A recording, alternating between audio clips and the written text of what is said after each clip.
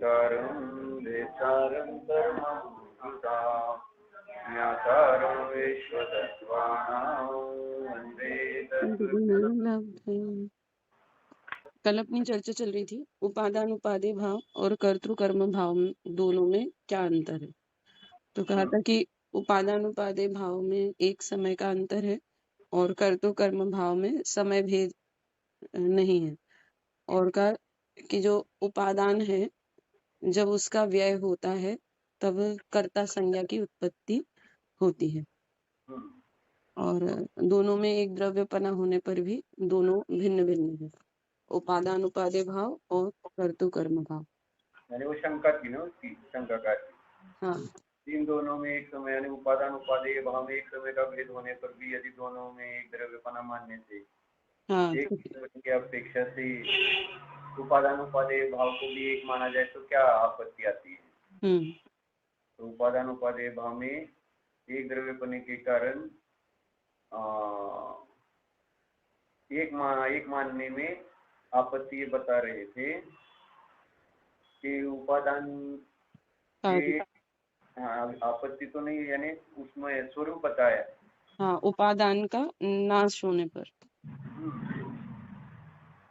और वही पूर्व पर्याय के उत्पाद के समय उसकी उपादान संज्ञा है और उसी पर्याय के व्यय के साथ अथवा नई पर्याय की उत्पत्ति के समय उसकी कर्ता संज्ञा है।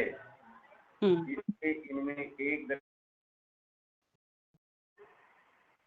इसलिए हाँ वो वंदना दीदी ऐड हो गई इंदौर से। हाँ,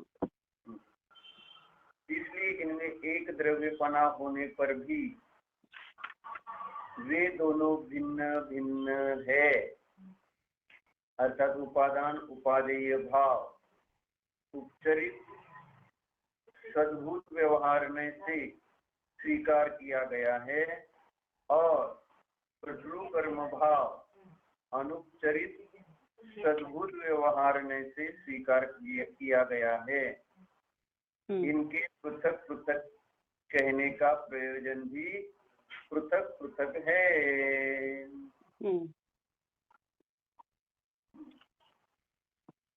उपादान उपादेय भाव का जो कथन है वह उपचरित सद्भूत व्यवहार में से और कर्ता कर्म भाव का जो कथन है वह सद्भूत व्यवहार में से। तो उपचरित सद्भूत व्यवहार में का स्वरूप क्या है? उपचरित सद्भूत व्यवहार जो है वो रागादि विकारी भावों को और मति ज्ञानादि शैक्षणिक पर्यायों को जीव की कहता है। ये हो गया आलाप पद्धति की अपेक्षा।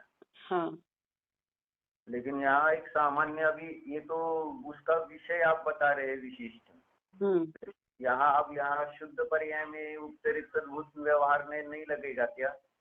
लगेगा। आदि विभाव पर्यायों को ही उपचरित सद्भूत कहेंगे या और शुद्ध पर्याय को अनुपचरित सद्भूत कहना है क्या? फिर उसमें तो ऐसे ही कहना है, शुद्ध पर्यायों को और गुण भेद को जो जीव का कहता है वो अनुपचरित सद्भूत है, आलाप पद्धति। हाँ, लेकिन यहाँ वो चर्चा नहीं, यहाँ नयों की अपेक्षा से कथन किया है। कर्म भाव और उपादान उपादेय भाव में वो ये नहीं कह रहे कि कौन किस प्रकार की पर्याय किस अपेक्षा से किस नय का विषय बन रही है। उसमें हमें ये समझ में आ रहा है कि कर्म के उदय के निमित्त से होने से वहाँ उपचरित सद्भूतपना है। तो यहाँ पर जा रहे हैं उसके शब्दों के माध्यम से। यहाँ तो जो जैसे कहने का कारण क्या है और अनुपचरित सद्भूत कहने का कारण क्या है। मैंने लक्षण नयों के पूछे हैं, आप विषय बता रहे हैं उनके। यहाँ पे जो उपादान उपादेय भाव को उपचरित, पहले हम ये चाहते हैं कि अनुपचरित सद्भूत का अर्थ क्या है और उपचरित सद्भूत का अर्थ ये पूछ रहा हूँ मैं बार बार। अनुपचरित सद्भूत, ये दो शब्द हैं, संज्ञा है, नाम है। तो इनका अर्थ क्या है ये मैं पूछ रहा हूँ। अनुपचरित सद्भूत का अर्थ क्या है? अनुपचरित भूत माने जो सत्ता में है और निकट, एकदम जिससे निकट का संबंध है। तो पहले मूल भेद होते हैं दो, हाँ व्यवहार नहीं की। हाँ, कौन कौन से? सद्भूत और असद्भूत। तो उपचरित अनुपचरित तो नहीं होते उसके भेद। नहीं, पहले तो मूल भेद सद्भूत और असद्भूत। अब इस सद्भूत नाम किसका और असद्भूत नाम किसका, इसका स्पष्टीकरण करो। सद्भूत माने जो जीव की सत्ता में है और असद्भूत माने जो जीव की सत्ता से बाहर है। सभी द्रव्यों में हाँ, सभी द्रव्यों में लगाएंगे तो जो सामान्य कथन चल रहा है अपना, क्योंकि उपादान उपादेय भाव या कर्ता कर्म भाव केवल जीव में ही हो रहा है ऐसा नहीं है। हाँ ठीक है, द्रव्य में नहीं लग सकते हैं, नहीं तो देखने की दृष्टियां हैं। हाँ तो इसलिए पूछ रहा हूँ कि सद्भूत शब्द का अर्थ क्या है? वही द्रव्य क्षेत्र काल भाव की मर्यादा में है वस्तु के, उसको कह रहे हैं सद्भूत। और जो वस्तु के द्रव्य क्षेत्र काल भाव की मर्यादा से बाहर है उसको कह रहे हैं असद्भूत। शब्द ही है ना, सद माने सत्ता और भूत माने होना। है पना, यानी जो जिस द्रव्य के गुण पर्याय है वो उसी द्रव्य के कहना या देखना जानना, तो उसको कहेंगे सद्भूत। ये हो गया सद्भूत शब्द का अर्थ। जो जिस द्रव्य के गुण या पर्याय है उन गुण और पर्यायों को उसी द्रव्य में देखना जानना कथन करना, ये हो गया सद्भूत। और व्यवहार शब्द का अर्थ क्या हो गया? व्यवहार भेद कर रहे हैं इसलिए वो व्यवहार हो गया गुण और पर्याय का। बराबर। तो सब सद्भूत व्यवहार में, और फिर आगे हम अनुपचरित सद्भूत व्यवहार ने, उपचरित सद्भूत व्यवहार ने, फिर पूरे शब्दों के अर्थ देखेंगे। नहीं तो फिर ये दिमाग में बैठ जाएगा ना एक बार कि रागाधिक माने उपचरित सद्भूत, शुद्ध ज्ञान पर्याय माने अनुपचरित सद्भूत, तो फिर उन नयों को हम सब जगह आगम में नहीं लगा पाएंगे। क्योंकि अदृश्य ज्ञान में एक जो उदाहरण दिया गया है उस उदाहरण रूप ही उस नय को समझा जा रहा है। यही तो हो रही है आत्मानुभव के बारे में भी, यानी परम शुद्ध निश्चय के विषय रहा कारण समय सार, तो कारण समय सार को ही परम शुद्ध निश्चय ने बना दिया आपने। यानी उस नए के विषय को ही नए बना दिया, उस नए रूप ही बना दे रहे हैं हम। ऐसे इसकी अभाव की भी चर्चा वैसी रही। तो उदाहरण दे दिया, उस उदाहरण रूप ही उस अभाव का लक्षण कर दिया, अभाव का।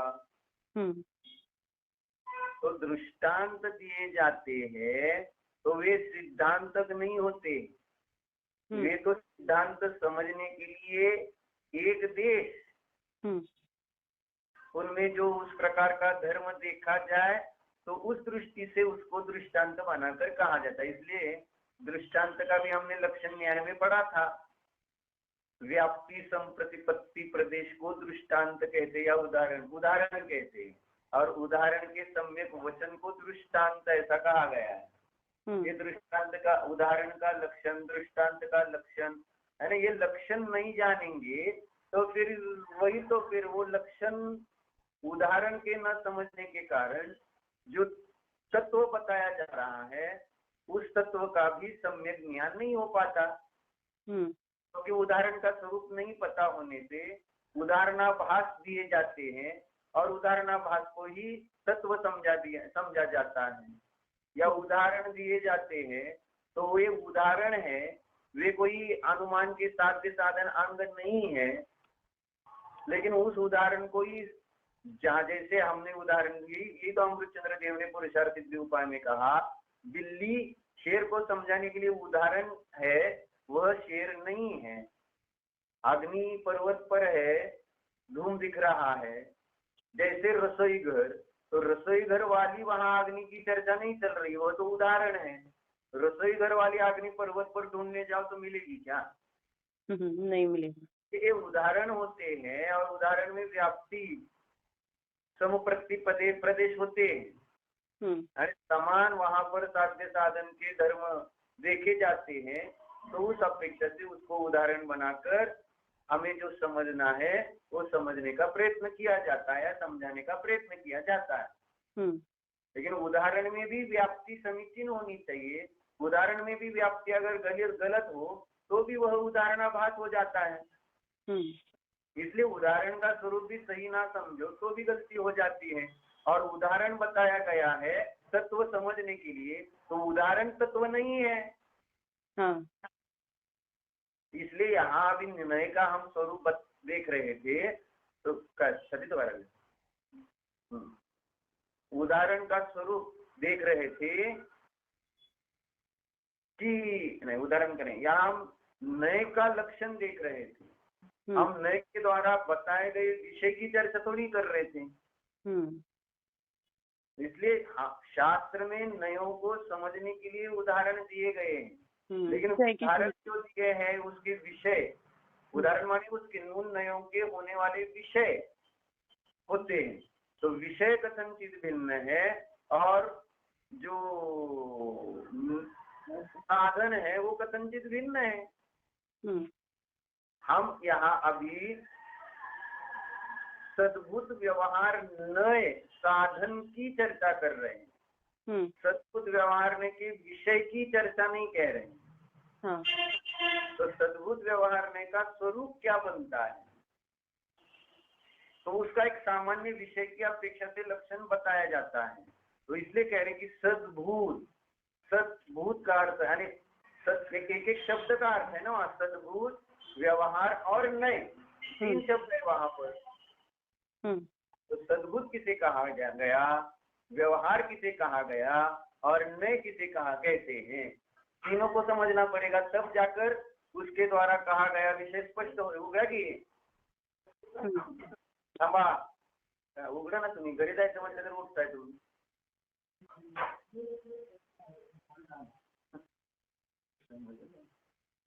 आवाज आला नाही तुम्हाला?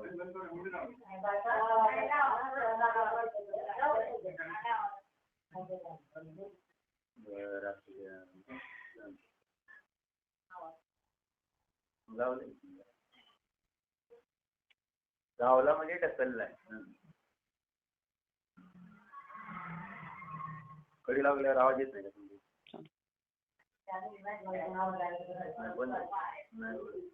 उघडलं तरी लावायचं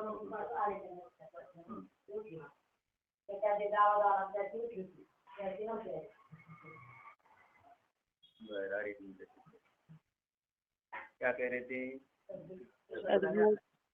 व्यवहार और नए, तीनों का अर्थ और नए, तीन शब्द है, तीन शब्दों के तीन अर्थ है। फिर उसमें दो भेद होंगे सद्भुत व्यवहार में, अनुपचरित और उपचरित। फिर अनुपचरित, सद्भुत, व्यवहार और नए, चार शब्द आएंगे। उपचरित, सद्भुत, व्यवहार और नए, तो इन शब्दों के अपने अपने अर्थ है। इस कारण से तो एक शब्द वहां स्पेसिफिक रखे गए हैं और जिस कारण से हमें उस विषय का समीचीन ज्ञान हो रहा है। अगर इन शब्दों का हमें सम्यक ज्ञान नहीं है तो हम जहाँ जितना पता है उतना तो समझ जाएंगे, लेकिन बाकी जगह ये नए का प्रयोग नहीं समझ पाएंगे। इसलिए उनका शब्दार्थ समझेंगे तो अपने आप हमें वो नए कहीं पर भी है जहाँ वो प्रकरण आए, यानी जितने भी शब्द जो भी आए हैं, तो वहां पर उन नयों का हम प्रयोग कर सकते हैं और समझ भी सकते हैं कि इसमें किस नए का प्रयोग हुआ है इस वाक्य में। यानी कोई एक वाक्य आया तो उसमें कौन से नए का प्रयोग है, ये समझेंगे कब, जब उसका लक्षण हमें पता हो तब। और लक्षण न पता हो, राग द्वेष को ही हम अगर उपचरित सद्भुत व्यवहार नहीं कहेंगे, और अगर हमने पूछा आपको कि मीठे रस वाला आम वो किस नए का विषय है, तो आप बोलेंगे कि राग द्वेष वाला ये हमने सुना है, बाकी तो कुछ सुना नहीं। उपचरित मीठे रस वाला आम नए का विषय नहीं है। सद्भुत व्यवहार में मैंने क्या पूछा? मीठे रस वाला पूछा है। अनुपचरित सद्बुद्ध कैसे बनेगा वो? क्योंकि वो आम का ही गुण है ना, मीठा। लेकिन मैंने मीठा बोला ना, रस वाला आम मैंने बोला कि मीठे रस वाला बोला? मीठे रस वाला। हाँ, तो मीठे रस, मीठा रस वो अनुपचरित में आएगा कि उपचरित में आएगा? पर्याय का कथन किया तो पर्याय का कथन किया तो उपचरित में आएगा। हाँ, उपचरित सद्बुद्ध। ऐसा है। ये इसलिए क्लियरिटी शब्दों के द्वारा करनी है।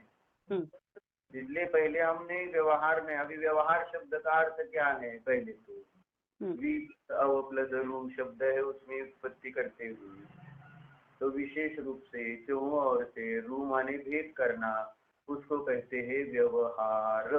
यानी सब और से एक अखंड वस्तु में समझने की दृष्टि से जो भेद किए जाते हैं या समझाने की दृष्टि से भेद करके जो कथन या जानना होता है तो उसके कहते हैं व्यवहार। और नए है, नए का स्वरूप क्या है? नए किसे कहते हैं?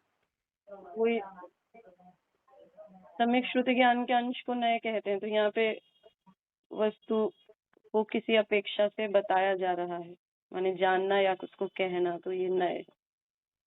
हमने न्याय में पढ़ा है ना उसका लक्षण, नए का लक्षण क्या है? महाराज जी ने न्याय दीपिका में शुरुआत में दिया है, प्रमाण के द्वारा जानी गई वस्तु के एक अंश को बताने वाला नहीं। हाँ, अभी आपने 7 नंबर चार्ट पढ़ाया भी है ना। तो प्रमाण मूल योनि है नयों की। पहले प्रमाण, इसलिए तो प्रमाण से अगर नहीं जाना जाता, ये इम्पोर्टेंट है यहाँ पर, जो प्रमाण से नहीं जानेगा उसके पास नए ही नहीं बनते हैं, ये बात पक्की है। इसलिए शुद्धात्मा का अनुभव नहीं करेंगे तो वो शुद्धात्मा के संबंध में कथन करने में असमर्थ होंगे। क्योंकि उनको प्रमाण रूप विषय, प्रमाण के द्वारा उस विषय का ज्ञान ही नहीं बना, तो नए तो उस विषय को कैसे स्पष्ट कर पाएंगे? क्योंकि लक्षण ये दिया है, प्रमाण से जानी गई वस्तु में नयों की प्रवृत्ति होती है, उसके अंदर अंशों में। अब प्रमाण ही ना हो तो नए भी, माता ही ना हो तो पुत्र कहाँ से आएगा? यानी प्रमाण यह माता है, नए उसका पुत्र है, और हम माता के बिना ही पुत्र की चर्चा करते हैं। जो आगम में आए हुए हैं शब्द, वे जो उन शब्दों में जो नए हैं वे आचार्यों के हैं, हमारे नहीं है। है ना? उन्होंने अपने प्रमाण ज्ञान के द्वारा निज ध्रुव शुद्धात्मा का प्रत्यक्ष प्रामाण्य से अनुभव किया। भाव अभावात्मक सभी वस्तुएं जानी गई। हम 1 मिनट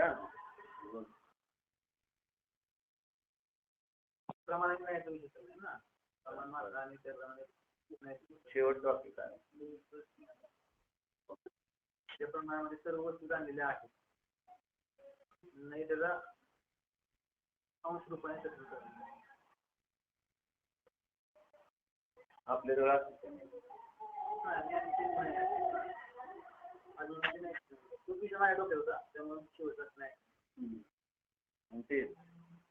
तो प्रमाण जो है वो प्रमाण का स्वरूप बताते क्या कहा था कि जो आगम में आए हुए जो वाक्य कथन है जो, तो ये सारे शब्द वस्तु के एक एक अंश को समझा रहे हैं। तो इन शब्दों के माध्यम से वस्तु के धर्म को कहते हुए पहले उन आचार्यों ने प्रत्यक्ष प्रामाण्य सही निज ध्रुव शुद्धात्मा का अनुभव करते हुए उसमें उन्होंने भाव अभावात्मक वस्तु का अनुभव किया, माने एकत्व विभक्त का अनुभव किया, और तब जाकर निश्चय और व्यवहार नयों का कथन हुआ। क्योंकि व्यवहार नय का विषय सारा अभावात्मक रूप से अनुभव होता है प्रमाण में, और निश्चय नय का जो विषय है वो भावात्मक रूप से अनुभव में आता है। स्वानुभव के काल में निश्चय और व्यवहार दोनों नयों का विषय अनुभव में आता है। एक ही विषय स्वानुभव के काल में निश्चय नय और व्यवहार में दोनों विषयों का अनुभव होता है कि मात्र निश्चय नय के ही विषय का अनुभव होता है और व्यवहार नय के विषय का अनुभव नहीं होता है सम्यक दर्शन उत्पन्न होने के काल में?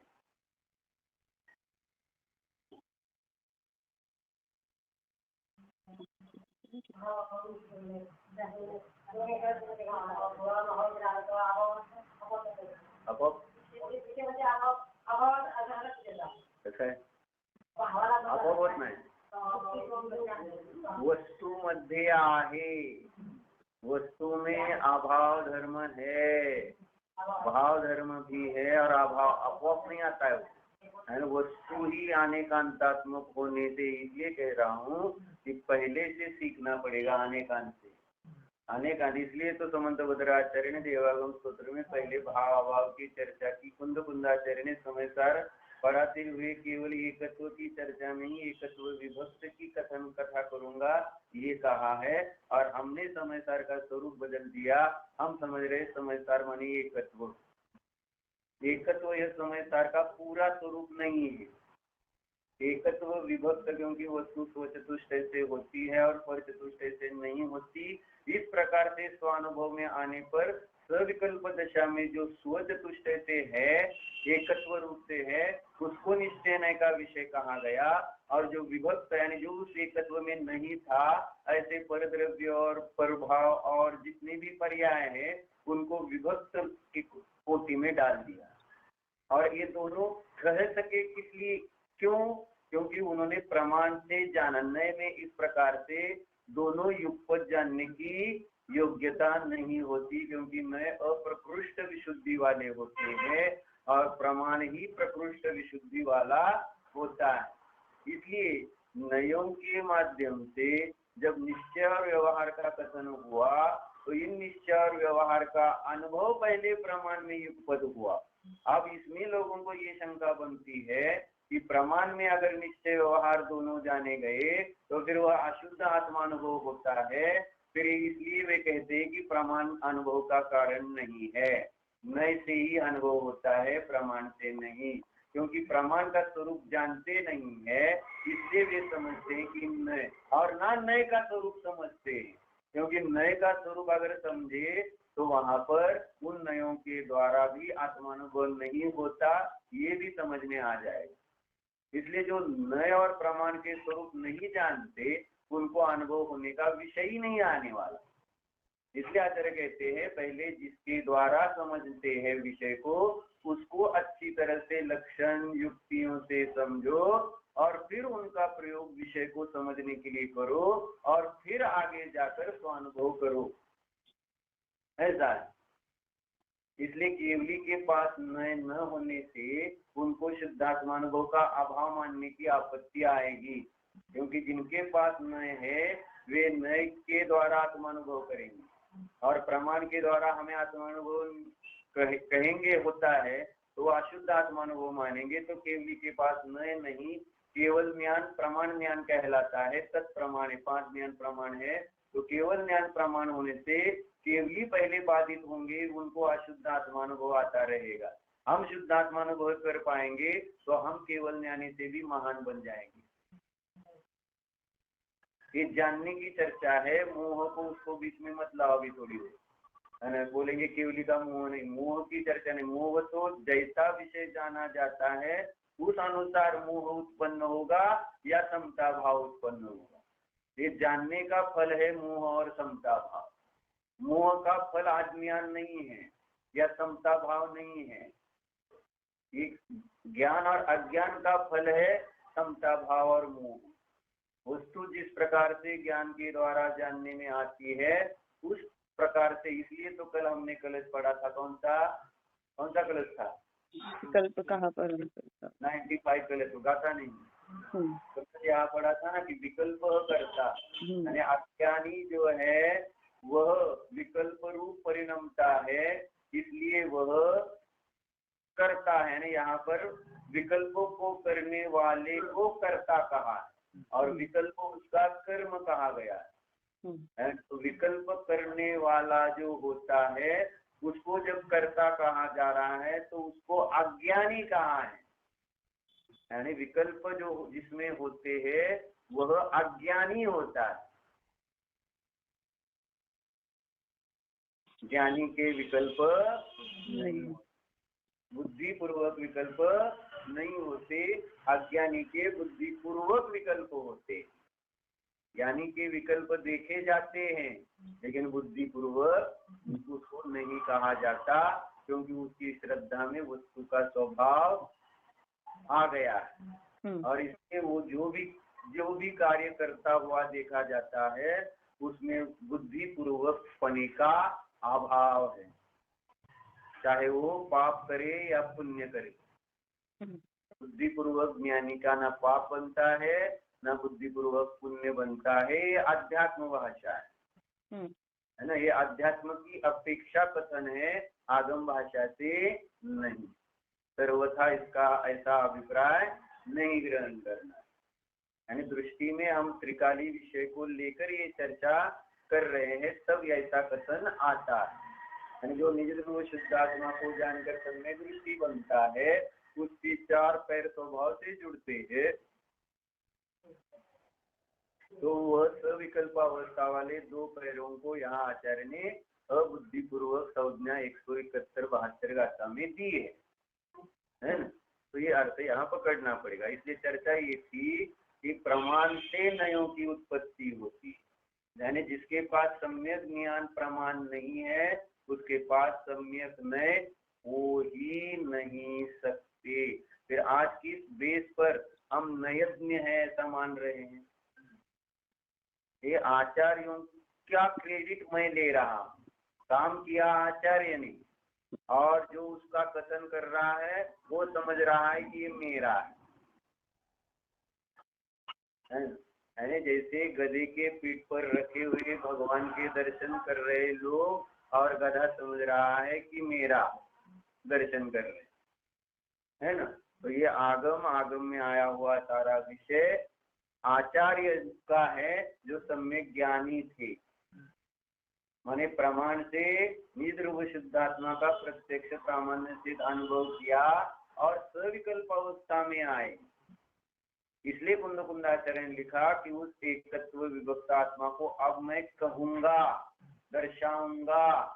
तो ये सविकल्प भूमिका में आने पर जिस विषय को प्रत्यक्ष अनुभव किया था उसी का स्मरण करके स्मृति को परामर्श कह करने वाले वचन माने समय सार है ना। जिस विषय संबंधी हम क्या करते हैं, धारणा ज्ञान उत्पन्न होता है ना, मति धारणा मति ज्ञान होता है, तो उसके ही संबंध में कालांतर में स्मरण होता है। तो कुंदाचार्य ने निध्रुव शुद्धात्मा का प्रत्यक्ष अनुभव किया, उसकी धारणा पड़ी एकत्व विभक्त इस विषय की, और उस एकत्व विभक्त रूप शुद्धात्मा जो विषय है उस विषय को हम लोगों के लिए भी ध्यान का ध्येय समझाने के लिए कि तुम्हें किस विषय का आश्रय करने से सम्यक दर्शन इस फल की उत्पत्ति होगी, तो उस विषय को हमारे सामने रखने के लिए उसका उनके स्मरण रहा। तो विकल्प दशा में आए वे छठवें गुणस्थान में आए, छठवें गुणस्थान में आने पर जो धारणा रूप संस्कार थे उसके निमित्त से क्या हुआ, स्मरण हुआ, और फिर जिसका स्मरण हुआ उस स्मरण के द्वारा जाने गए विषय को सामने वाले को बताने के लिए वचन निकले, तो उस वचनों का नाम है सम्यक नय। वह है परम शुद्ध निश्चय ने अभिवृत्ति का विषय, ऐसा है। और जो बाकी जितना व्यवहार में का भी कथन किया, वर्ण गंध रस स्पर्श जितना भी अशुद्ध पर्याय आदि का, वो भी उन्होंने स्वानुभव प्रत्यक्ष में जाना। लेकिन कैसे जाना कि इस एकत्व स्वरूप शुद्ध आत्मा में इनका अभाव है।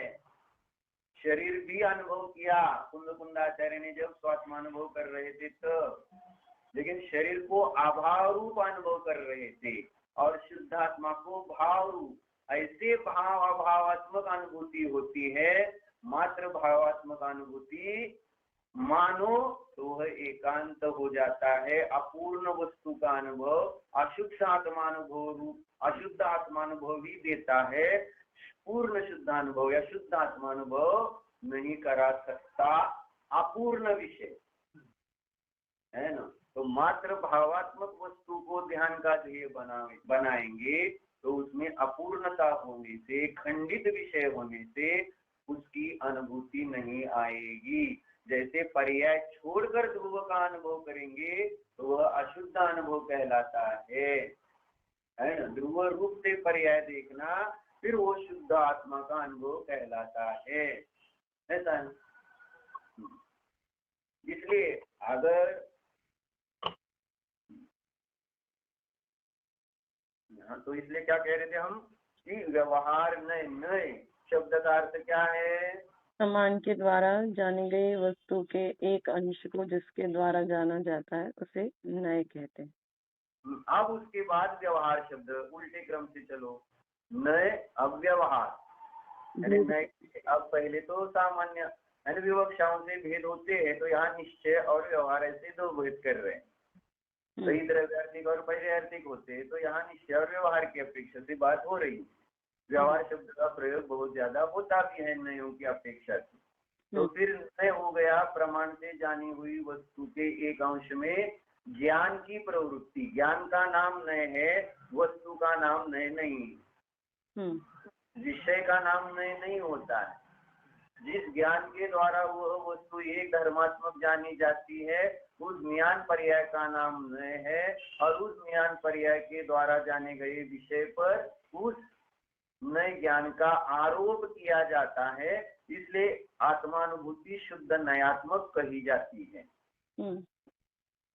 ना। नए का आरोप किया गया, शुद्ध आत्मानुभूति रीति शुद्ध नयात्मिका या ये शब्द जो कलश में आए, तो वहां पर उस नए के द्वारा जो शुद्धात्मा को अलग करके बताया गया है, तो उस नए का ही उस शुद्धात्मा रूप विषय पर आरोप करके कहा गया कि ये जो है शुद्धात्मा वो नयात्मक है,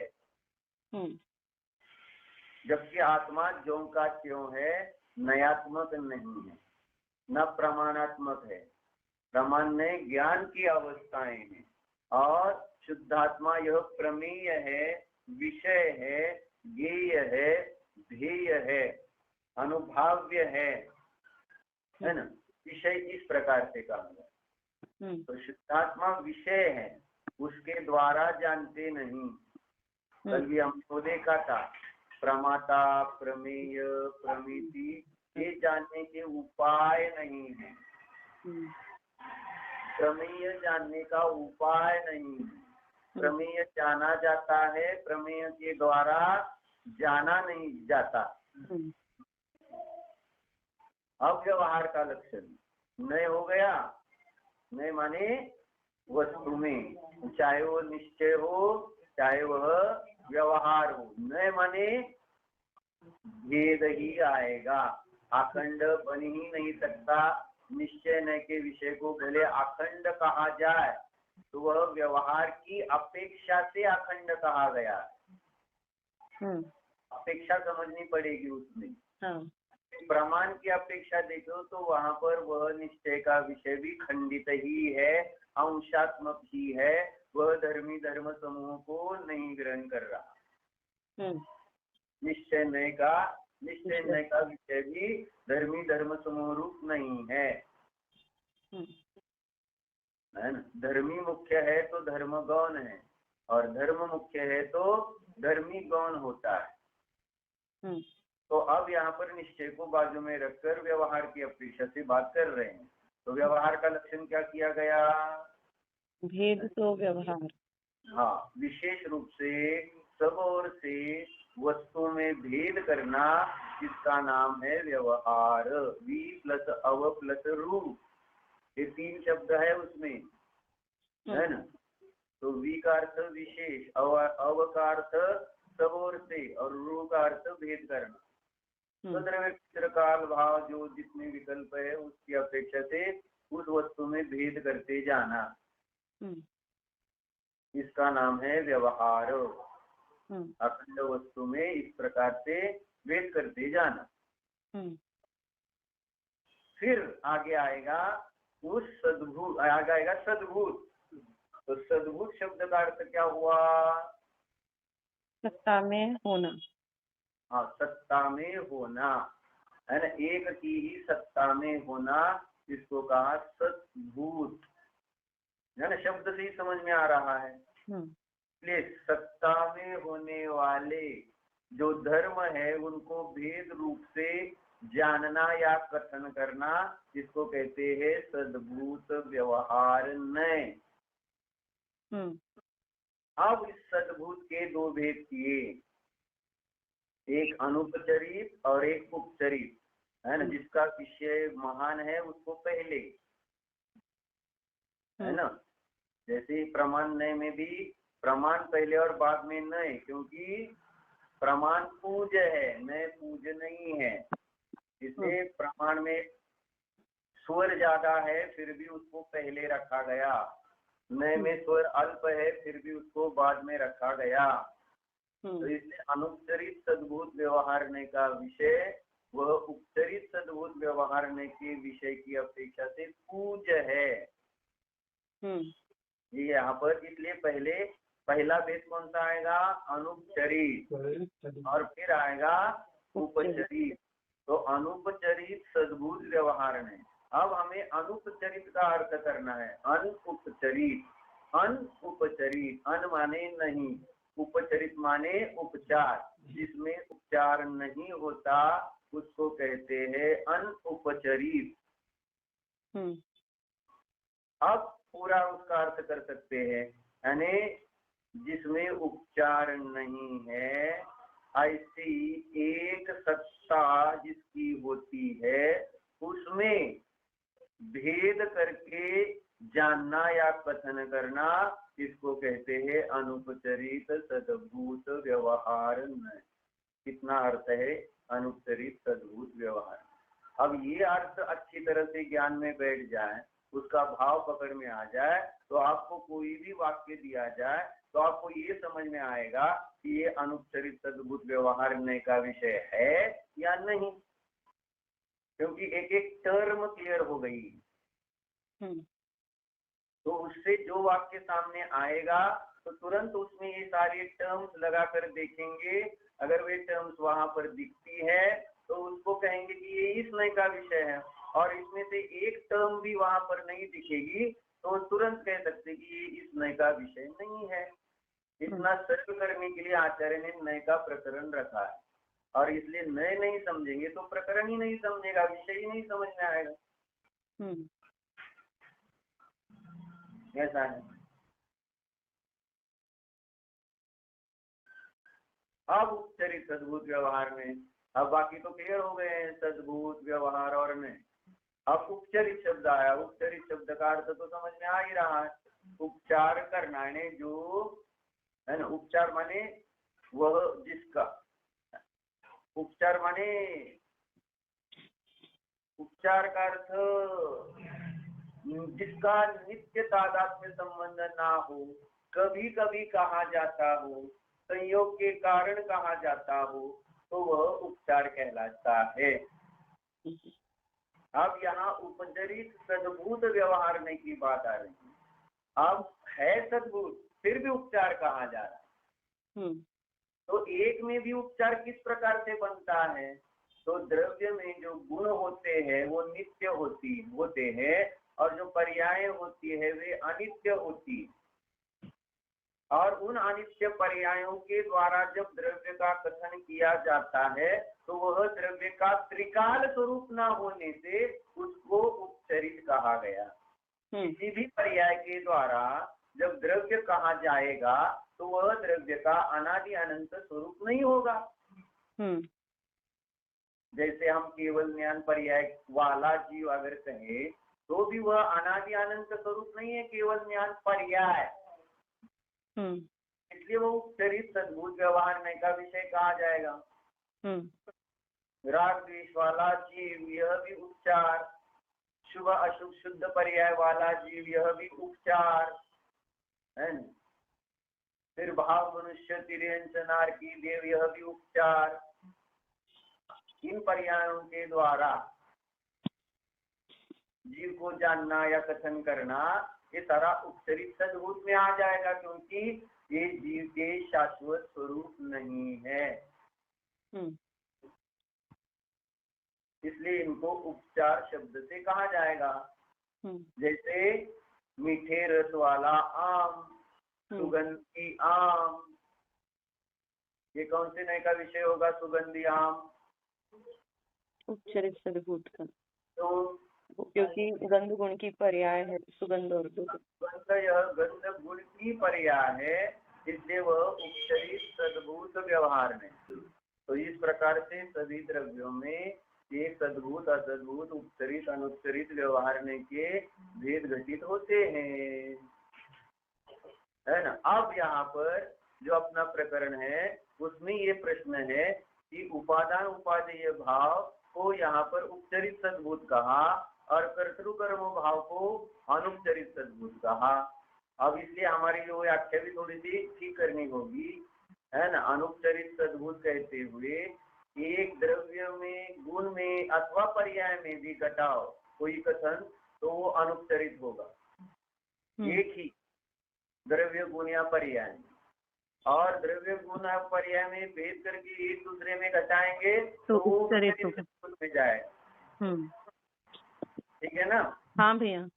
हाँ, अब यहाँ इस प्रकार से हमने उपचरित अनुपचरित सद्भूत असद्भूत व्यवहार सद्भूत व्यवहार का स्वरूप समझने पर अब ये उपादान उपादेय भाव को पंडित जी उपचरित सद्भूत क्यों कह रहे हैं और कर्तृकर्म भाव को अनुपचरित सद्भूत क्यों कह रहे हैं, ये समझ में आ जाएगा।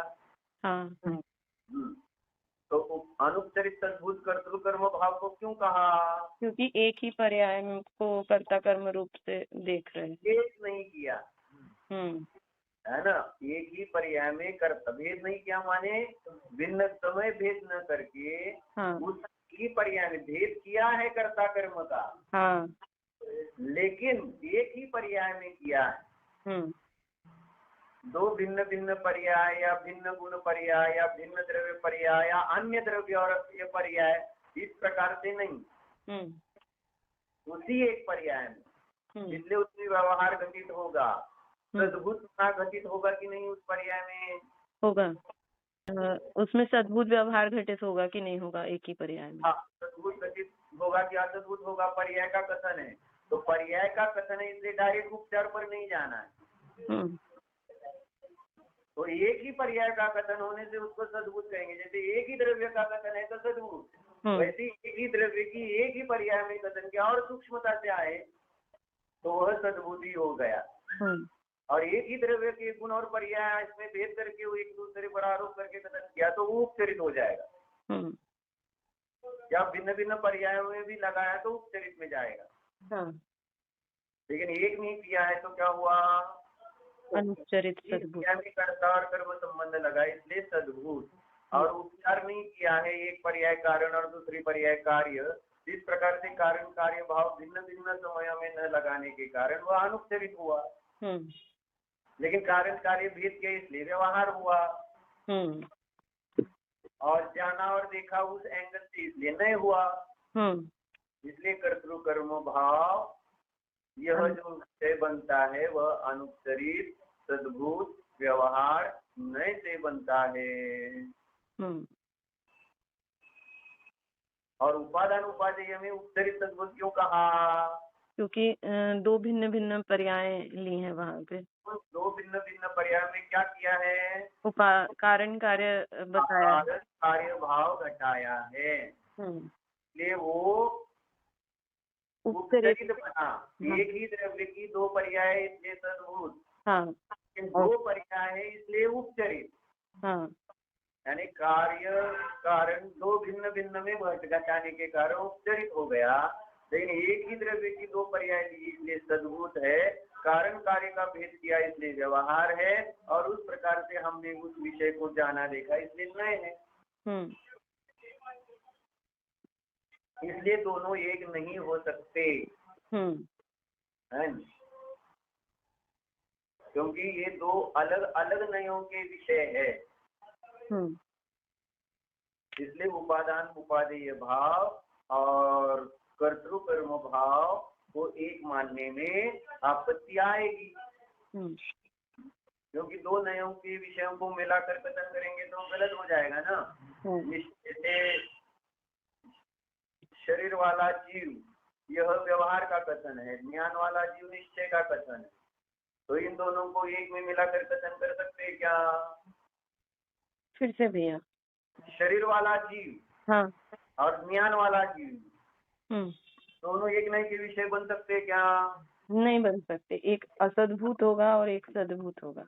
बराबर। तो ऐसे ही यहाँ उपादान उपादेय भाव वाला कारण कार्य संबंध और कर्तृ कर्म भाव वाला कारण कार्य संबंध भी भिन्न भिन्न ही है।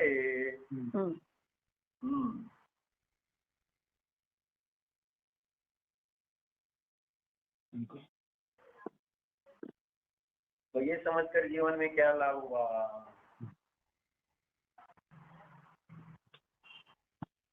फिर से शंका समाधान पड़ी और हमको जीवन में लाभ बताई गई। शंका, इन दोनों में एक समय का भेद होने पर भी यदि दोनों को एक द्रव्यपने की अपेक्षा एक माना जाए तो क्या आपत्ति है? समाधान, अव्यवहित पूर्व पर्याय के उत्पाद के समय उसकी उपादान संज्ञा है और उसी पर्याय के व्यय के साथ अथवा नई पर्याय की उत्पत्ति के समय उसकी कर्ता संज्ञा है। इसलिए इनमें एक द्रव्यपना होने पर भी वे दोनों भिन्न भिन्न हैं। उपादान उपादेय भाव उपचरित सद्भूत व्यवहार नय से स्वीकार किया गया है और कर्तृ कर्म भाव अनुपचरित सद्भूत व्यवहार नय से स्वीकार किया गया है। इनके पृथक पृथक कहने का प्रयोजन भी पृथक पृथक है। तो इनका पृथक पृथक कहने का क्या प्रयोजन है? ये हमें आपको बताना है। पहले हमें बताना है कि किसी और को भी बताना? नहीं, सबको पूछेंगे। ठीक है, तो बताती। ये एक मिनट, आप आखिर में बताओ। भैया हम तो पहले ही बता देते हैं, पता नहीं हम जो बताना चाह रहे हैं वो और कोई बता दे तो हम रह जाएंगे। उल्टा हो गया देखो। और यहाँ के लोग सब डर गए, हम पहले बताए कैसे, है ना? उल्टी सोच है। आप बोल रहे कि हम जो बताएंगे वो बाकी बताएंगे, तो हमें क्या बताने के लिए रह गया जाएगा, और ये सोच रहे हैं कि अब हम क्या बताएं, उनको ही बताने दो पहले, तो आप ही बताओ।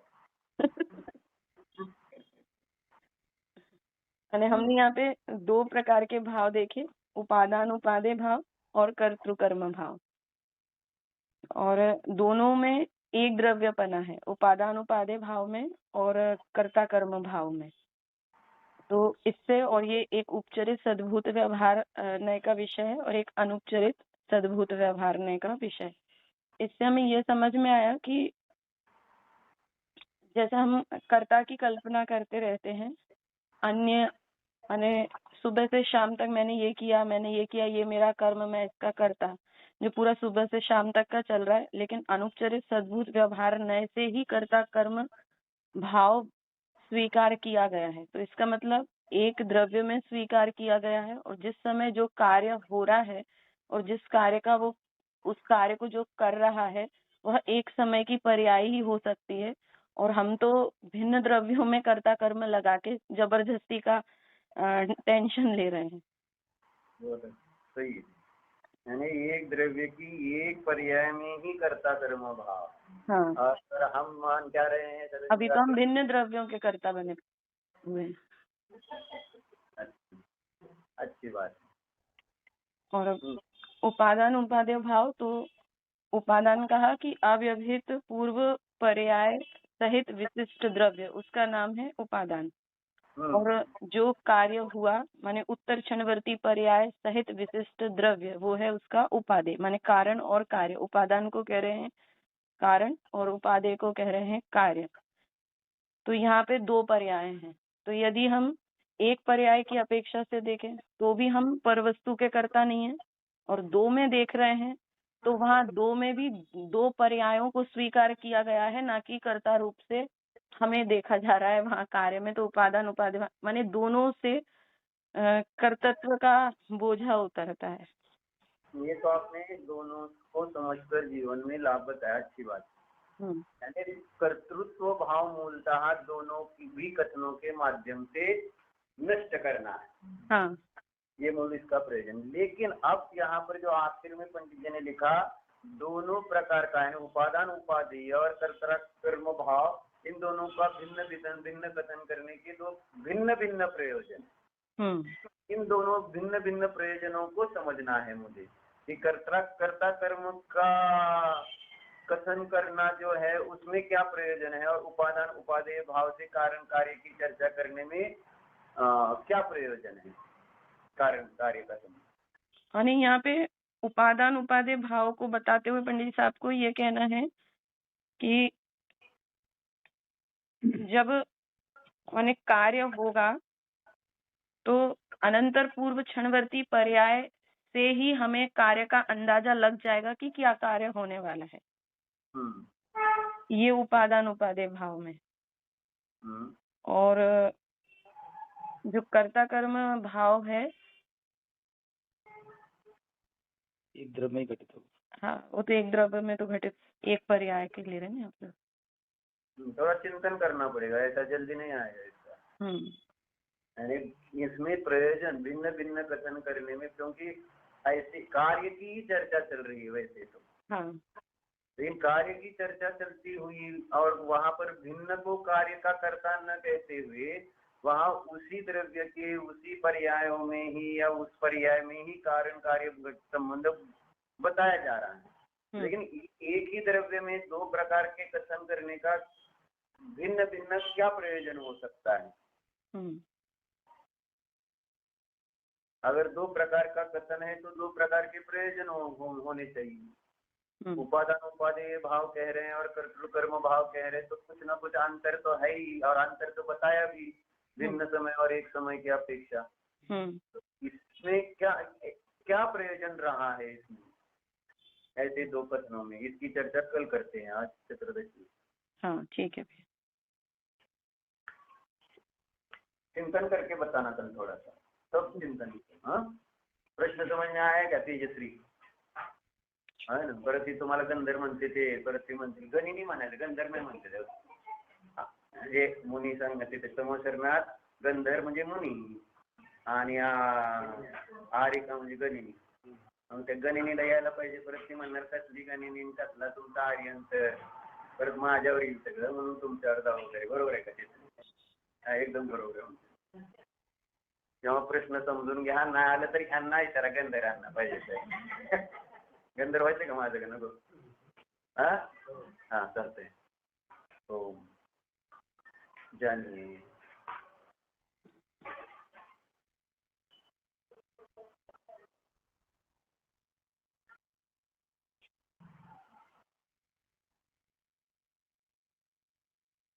जायक स्वभाव को जानिए.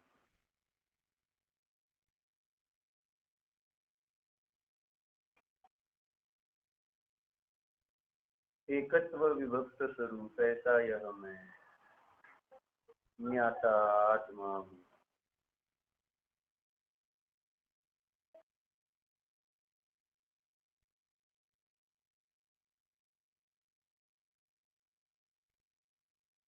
मैं ज्ञान रूप हूँ. मैं शरीर रूप नहीं हूँ. कहने में कथन है, जानने में नहीं जान.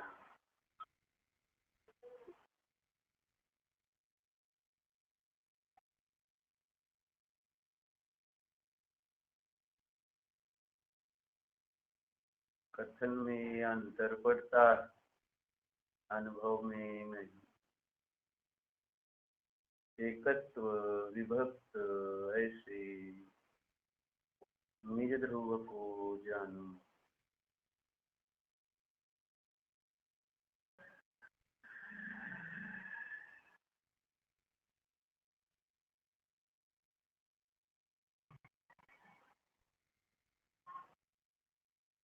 ओम